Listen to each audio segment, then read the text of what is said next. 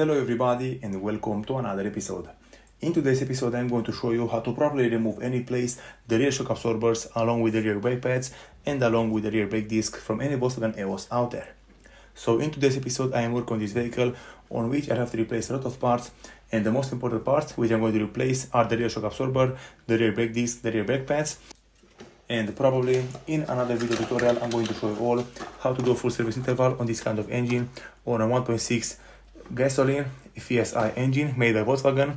Also, I'm going to show you all how to replace the entire separating belt kit from this kind of vehicle and how to replace all the mounting supports from the engine, because on any Volkswagen car you'll have at least 3 engine mounting supports, one on the driver's side, one on the passenger side, and one underneath the vehicle, which is for the anti-balance of the engine. With all of these things being said, the first thing that you have to do if you want to start working on a vehicle or on the front side or on the rear side is to lift the rear side of the vehicle up and place it on the jack stand. In my case, I'm going to lift it only on one side, I'm going to finish it completely, and then I'm going to move forward to the other side of the vehicle.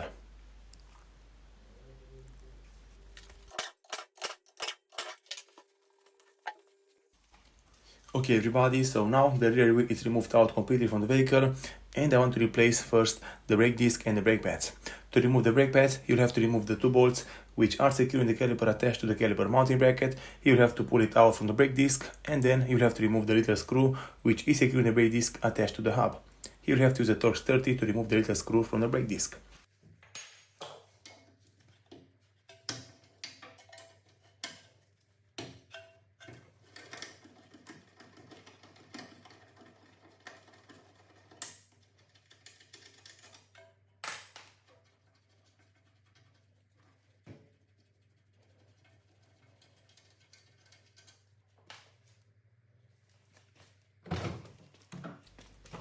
After you remove the 2 screws from the caliper, you'll have to pull it out from the brake disc, and if it's not coming out very easy, you can use a flat screwdriver. You'll have to put it between the caliper and between the brake disc from the middle of the caliper, and you'll have to pull it forward towards you. Doing it in this way, it will push the piston from the caliper back into the caliper a little bit, and in this way it will make it come out a little bit easier than usual.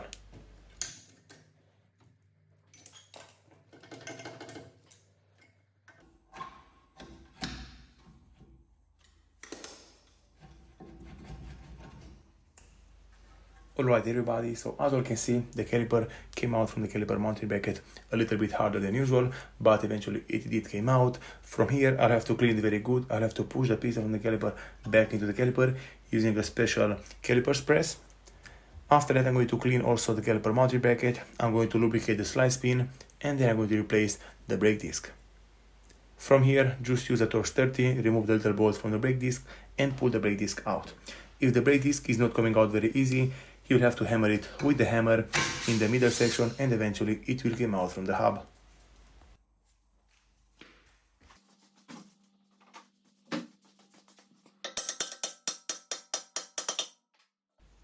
Okay everybody, so as you can see, the brake disc and the brake pads came out from the vehicle very easy, and from here the next thing which I'm going to do is to clean the hub very good. I'm going to clean the caliper very good, I'm going to clean the caliper itself, and I'm going to push the piston from the caliper back into the caliper using a special tool made for this kind of job.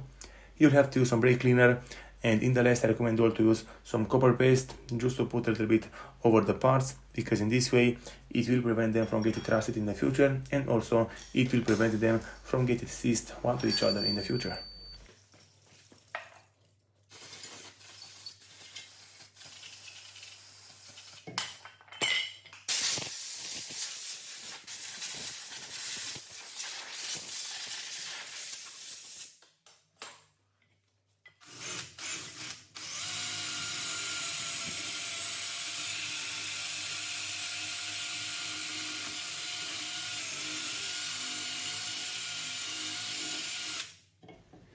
After you finish cleaning the area very good, you'll have to remove the slide pin, and in my case the bottom slide pin will not come out unless you remove the caliper mounting bracket completely. But you don't have to remove it completely, only pull it out a little bit. You have to lubricate it very good, and you have to push it back into the caliper mounting bracket. and after that you have to remove the top slide pin.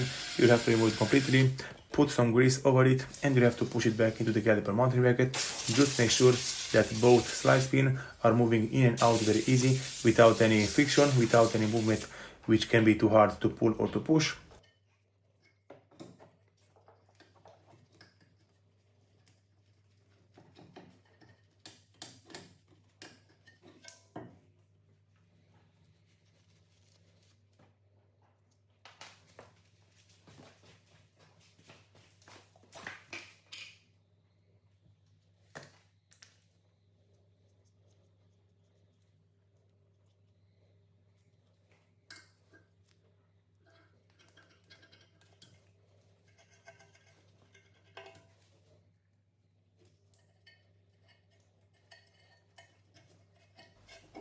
One very important tool which I recommend you all to buy and which is very important to have it in your garage is a special press which will help you to push any piston from the calipers back into the calipers, because without a press like this one you can't push the piston into the caliper. Because for example, like on this Volkswagen EOS, you'll have to rotate the piston from the caliper and push it in the same time to make it work and to make it go back into the caliper.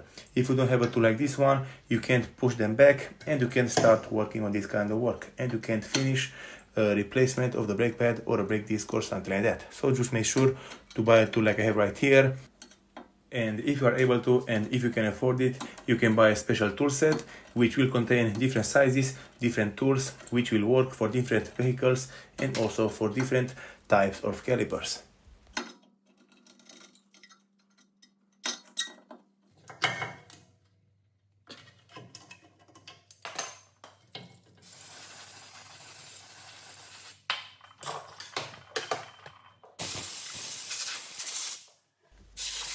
From this moment, all the parts are ready to be installed back over the vehicle. The surface is prepared, everything is very cleaned and is looking very good.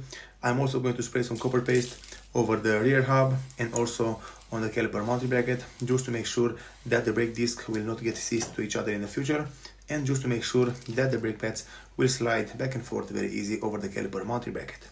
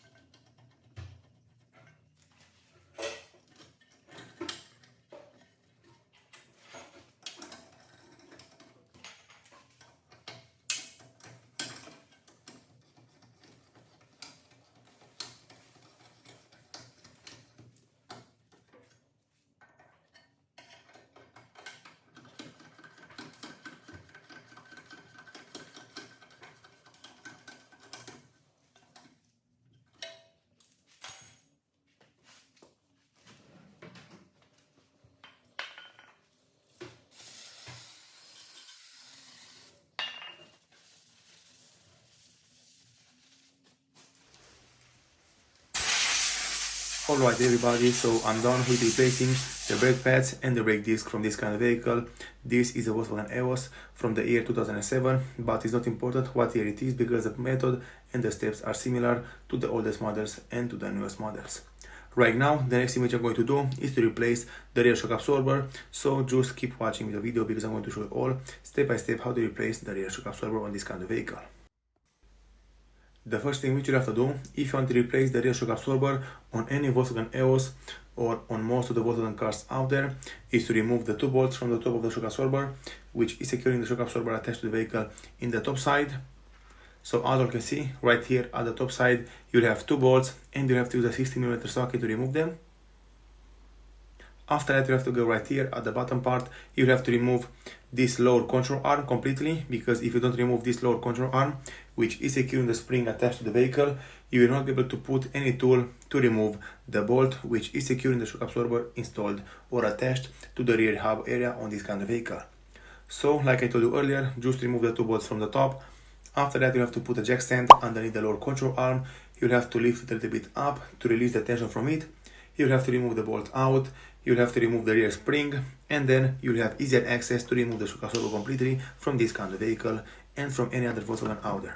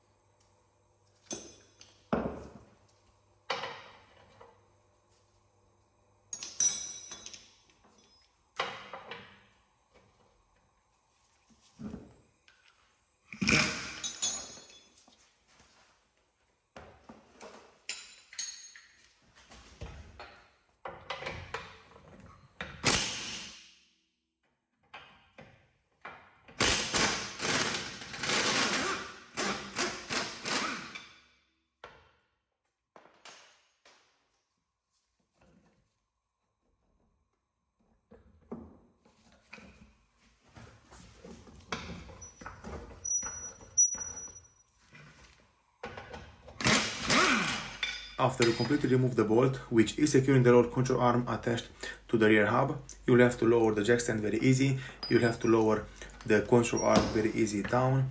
And after that, you have to remove the spring completely from the vehicle.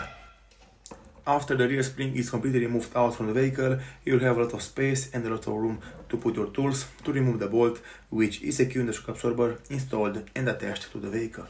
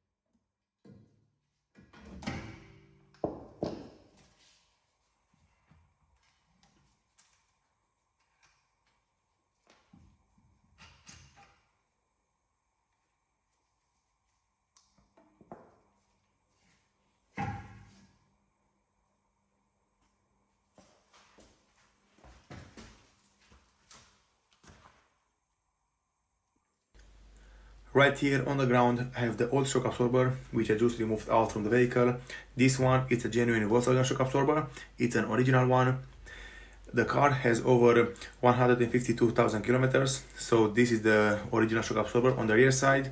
It was working great so far, but from what I can see, it's not doing its job anymore. So because of that, I decided to replace it with a brand new one made by Monroe. And also, the flanges or the dust protection of the wheel are made by Monroe, but I'm not sure if those one will fit on this kind of shock absorber, but I will check it later and I will show you all if those kind of flanges will fit over the new shock absorber or if they are not going to fit over the new shock absorber.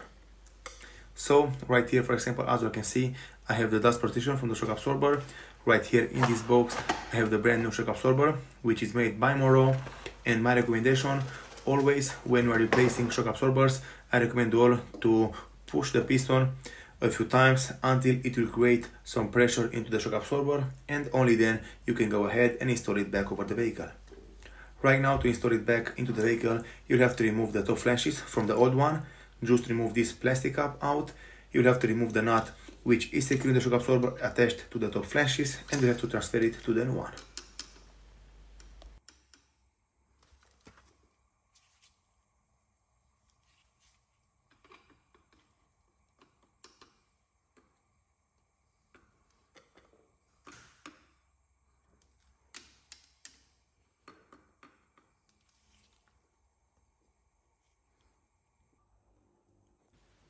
Alright everybody, so right here on the ground I have all the parts prepared to be installed back over the vehicle, and after I did some checks I'm not able to install the brand new dust protection from the shock absorber because they're not going to fit into the top flanges from the old shock absorber, and because of that I'm going to replace it only the top flanges, and I have some spare dust protection from the shock absorbers which I have right here in my garage.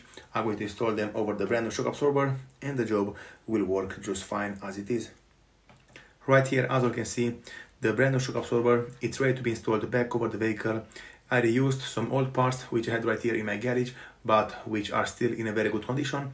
And right now, the only thing which I have to do left is to install it back over the vehicle in the exact same way as I removed it, but in reverse. Alright everybody, so as you can see right here, this brand new part, which is made by foam and which is a white foam, made exactly for the shock absorber, and to prevent any dust and debris go into the piston of the shock absorber, is not fitting properly into my top flashes, and because of that I am not able to install it back over the brand new shock absorbers. But it's not a problem because I had some spare parts right here in my garage which I was able to reuse, and in this way I'm going to do this job just fine and like it's supposed to be done. Right now, for example, everything is ready to be installed back over the vehicle. I'm just going to spray some copper paste right here over the bolt and over the nut just to prevent them from getting rusted in the future. And right now I'm going to install them back over the vehicle in the exact same way like I just removed it earlier.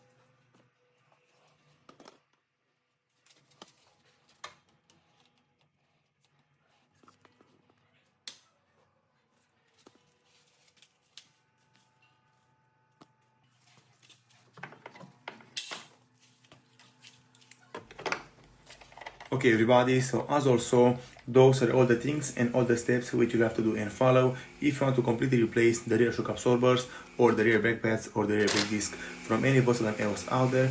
Doesn't matter exactly which year it is. Thank you all for watching. If you like the video and found it informative, don't forget to subscribe to my channel, give me a comment and a like down below. See you next time.